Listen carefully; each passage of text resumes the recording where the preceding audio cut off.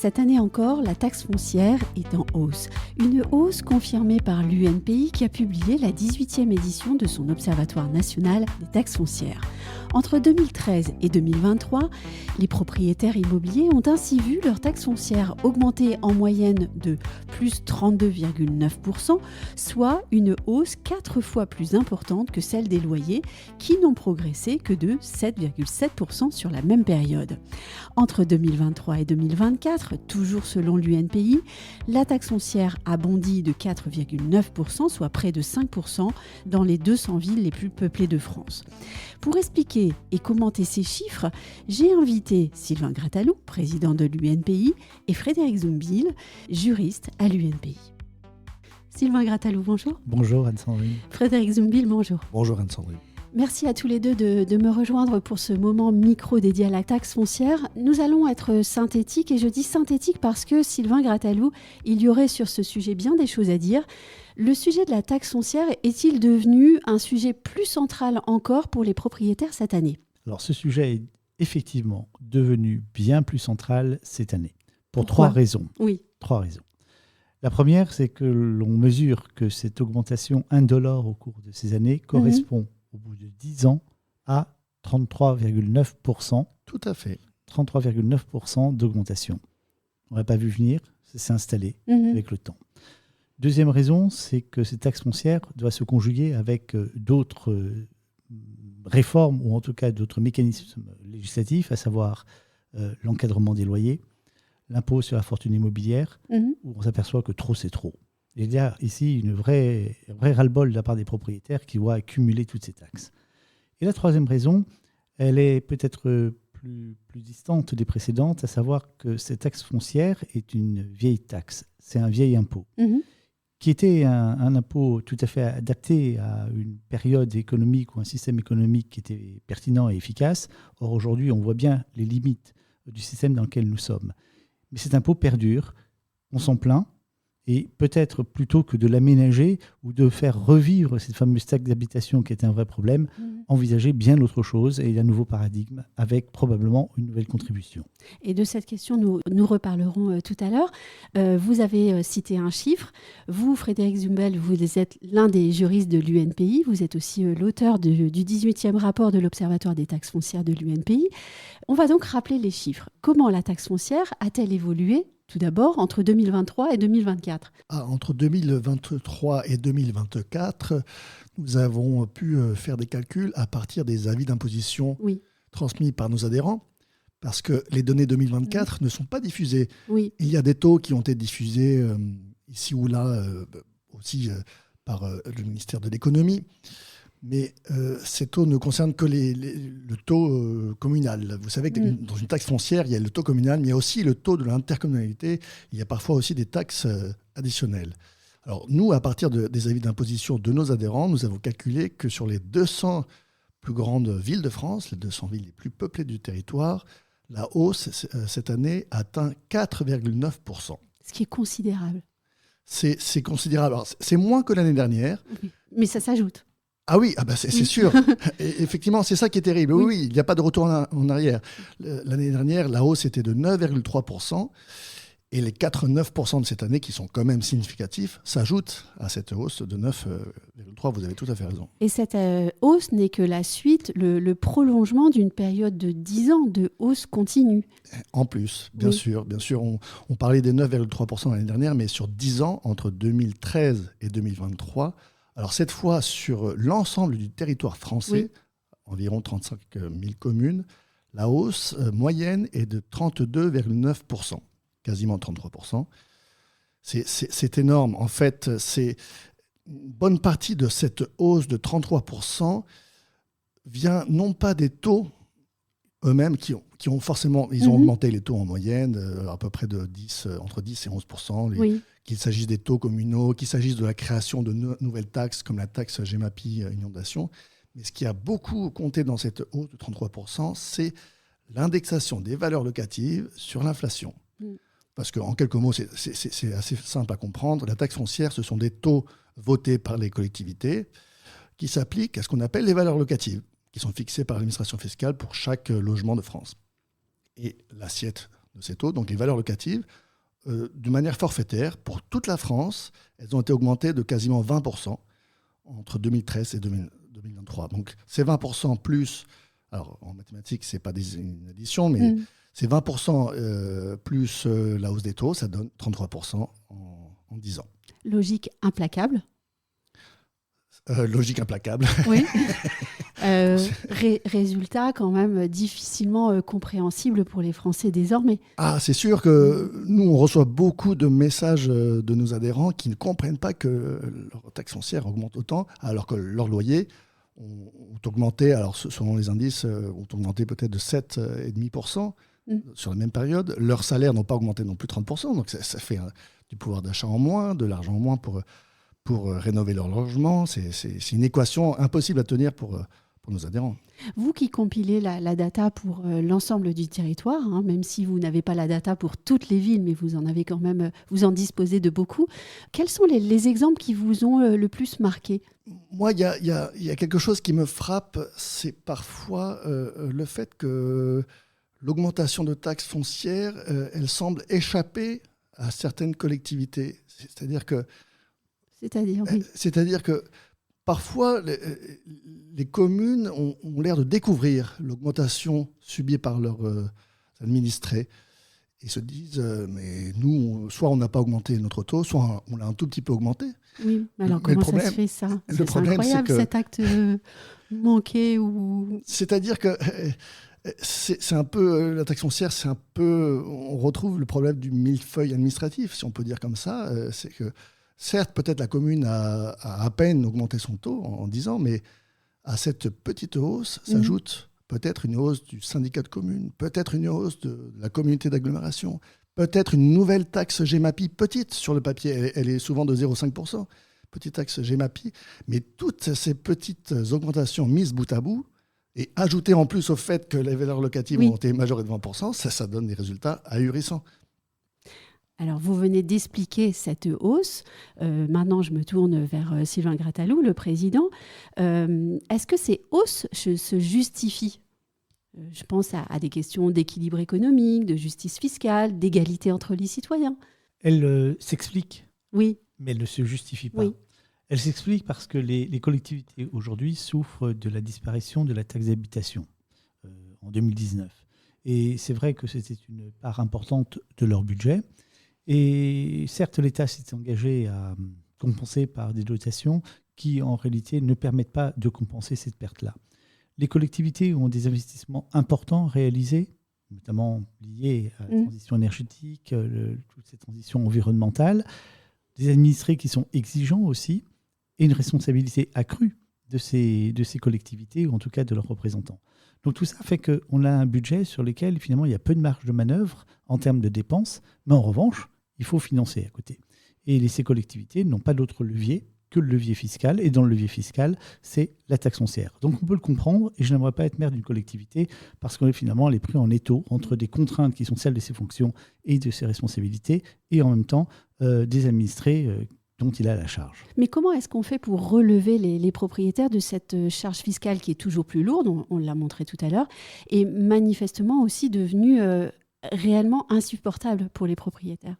Elle est devenue insupportable parce qu'elle a une augmentation qui est significative, qui serait peut-être passée de façon moins significative s'il n'y avait pas eu depuis plusieurs années un acharnement du pouvoir législatif et puis également du pouvoir exécutif sur les propriétaires.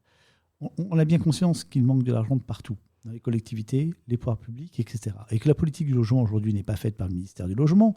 On se réjouit qu'il y ait un ministre du Logement, mais en réalité, ce n'est pas Madame Létard qui va agir. C'est tout simplement le ministère des Finances. C'est Bercy. Et d'ailleurs, on voit bien qu'on attend tous la loi de finances parce que c'est elle qui va orienter une politique du logement. Donc il y a une réelle difficulté d'un point de vue économique et les collectivités n'ont pas d'autre choix. Sauf que cette difficulté, elle est supportée par les propriétaires. C'est l'encadrement des loyers. Pourquoi ? Pour soutenir le pouvoir d'achat des locataires. Donc évidemment, il n'est pas question de considérer que les locataires doivent encore dépenser 30, 40, voire 50% de leur budget dans le logement. C'est énorme parce que le reste à vivre, plus avec tout ce qu'il y a, l'augmentation de l'électricité, l'inflation en général, les charges de famille font que c'est extrêmement compliqué. Donc oui, il faut soutenir ceux et celles qui sont en difficulté. Ce qui est compliqué à accepter, c'est que ce soutien du pouvoir d'achat soit supporté exclusivement par les propriétaires. Et donc, quelles suggestions faites-vous ?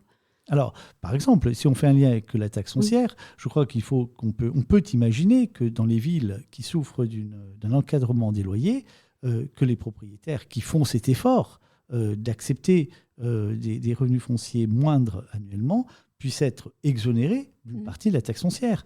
Parce que là, on leur fait supporter une diminution, on va dire, des recettes et une augmentation des charges qui, elles, sont ni encadrées, ni plafonnées et qui, au contraire, augmentent régulièrement.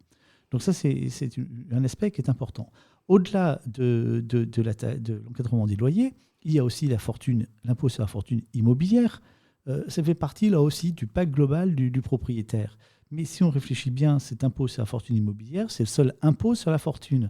Donc ça signifie qu'on considère que seule la fortune immobilière doit faire l'objet d'une taxation et d'une imposition.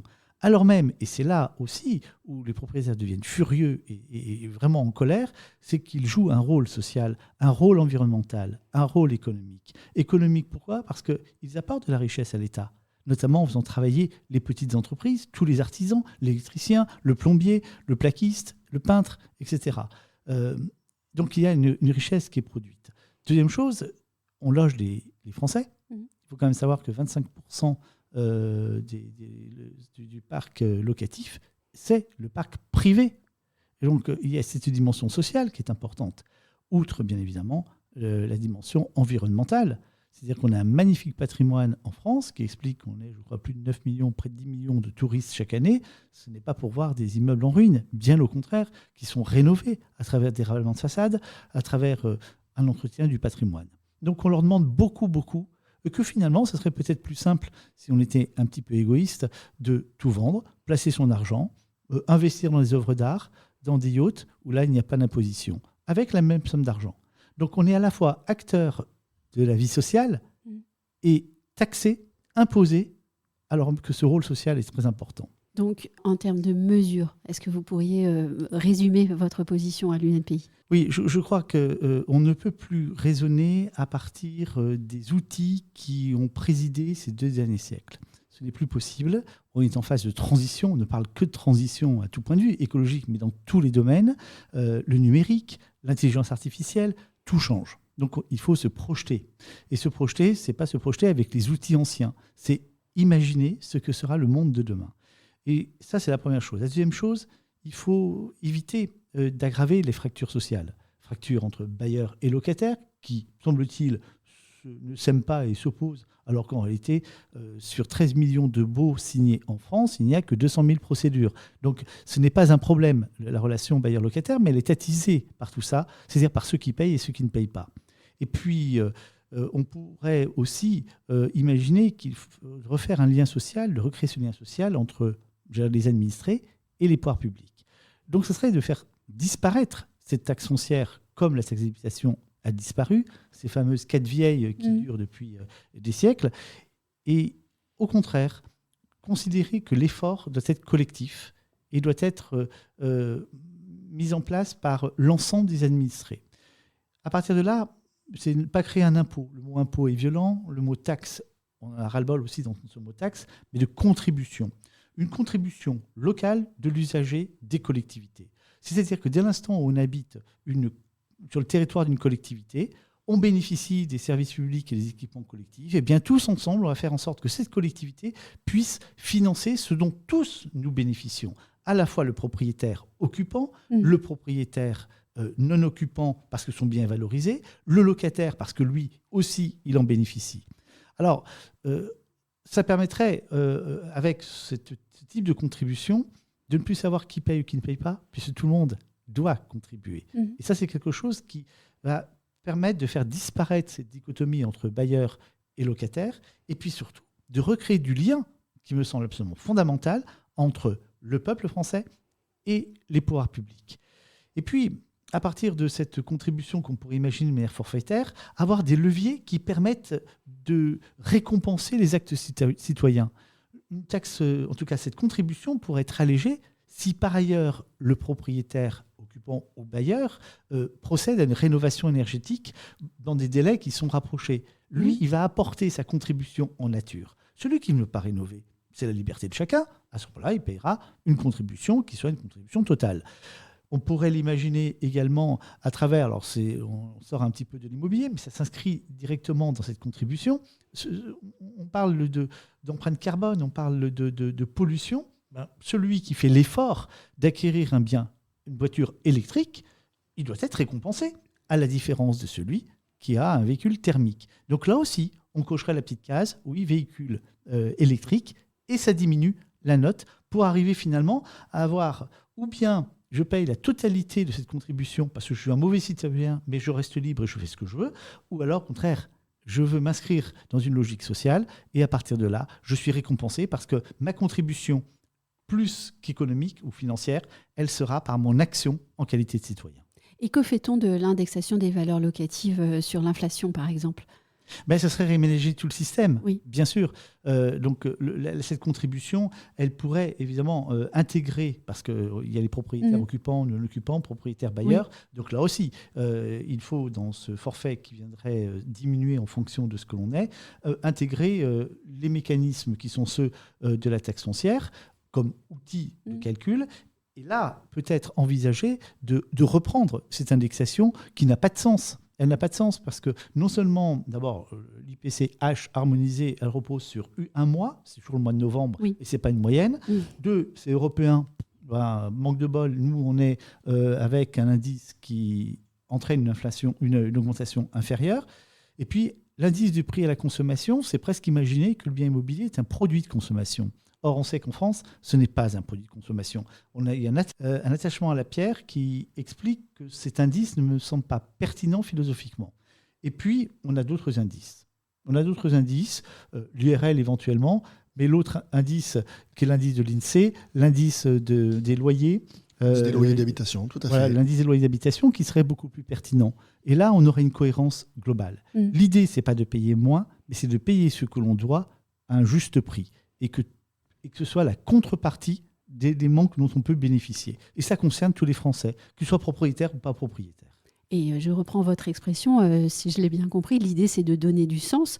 Et d'ailleurs, Frédéric Zumbel, j'ai une question, très légère la question, mais j'ai remarqué sur le document, ce baromètre et sur le dossier de presse, qu'il y a un chapitre qui peut paraître étonnant. Au fond, il s'intitule « Comment lire un avis de taxe foncière ?» On est donc parvenu en France à un point d'illisibilité d'un avis de taxe foncière. Effectivement, ce n'est pas toujours facile de lire une taxe foncière. Alors, c'est un peu plus facile que les anciens avis de taxe d'habitation, qui étaient vraiment... je me souviens m'être énervé un jour en découvrant mon avis de taxe d'habitation. Oui, parce que je ne l'ai pas dit, mais ça fait 18 ans que vous vous attelez à ce baromètre. Donc oui, effectivement. Vous en avez une certaine expérience de la lecture de ces avis. Les taxes d'habitation étaient vraiment très compliquées, mais les taxes foncières sont un peu plus...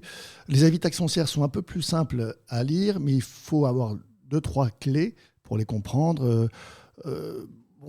Si vous prenez votre avis de taxe foncière, vous verrez qu'il y a des colonnes qui correspondent à chaque collectivité qui prélève la taxe foncière. Vous avez la commune, souvent un syndicat de communes, parfois, plus souvent d'ailleurs, une intercommunalité comme une communauté d'agglomération, une communauté de communes, parfois des taxes, un taux de taxe spéciale d'équipement. Voilà. Oui. Ces taux s'appliquent à ce qu'on appelle les valeurs locatives, qu'on appelle base dans les taxes foncières.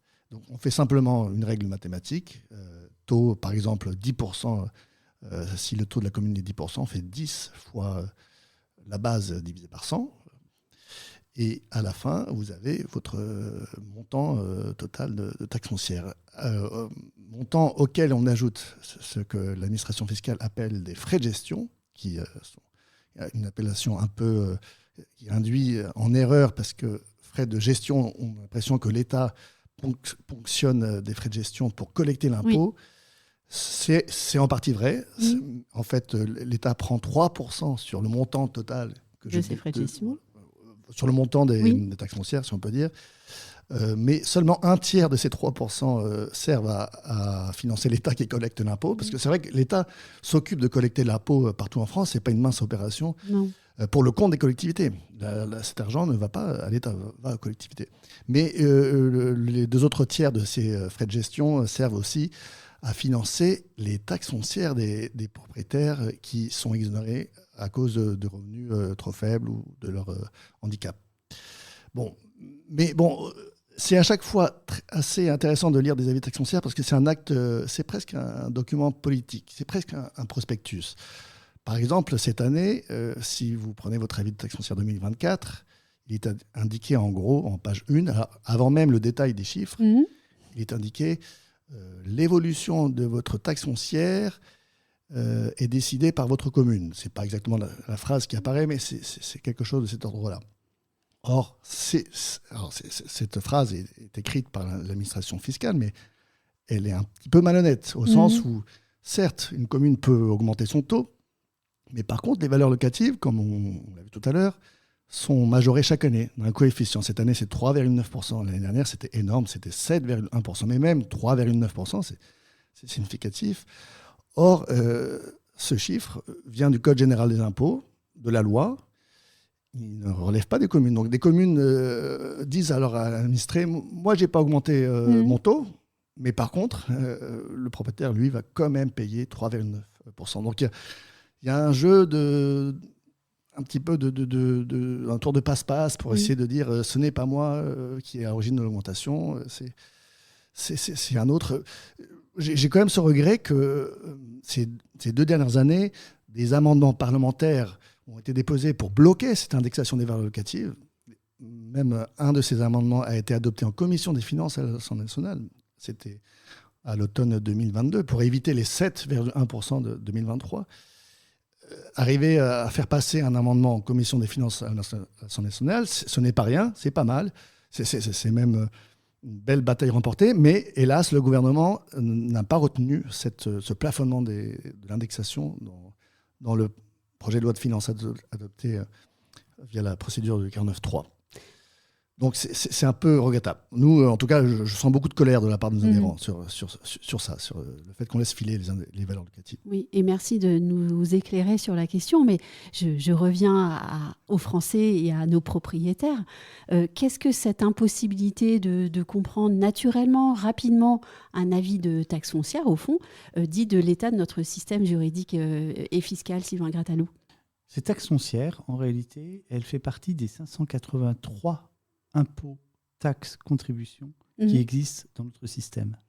Donc, les Français sont complètement perdus au milieu de tout cela. Alors, évidemment, tout le monde n'est pas assujetti à ces 583 taxes, qui étaient, je crois, un inventaire qui était de 2022, donc ça a pu augmenter depuis.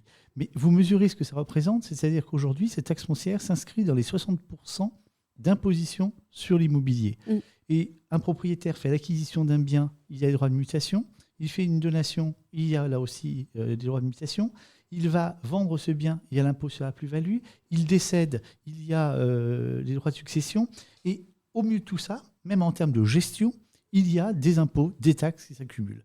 La taxe foncière n'est qu'un élément parmi d'autres. Simplement, on le souligne peut-être parce qu'il a une histoire et que c'est une récurrence. On sait qu'à la rentrée du mois de septembre, il va y avoir alors d'abord la rentrée scolaire qui a déjà un coût alors qu'on revient de vacances.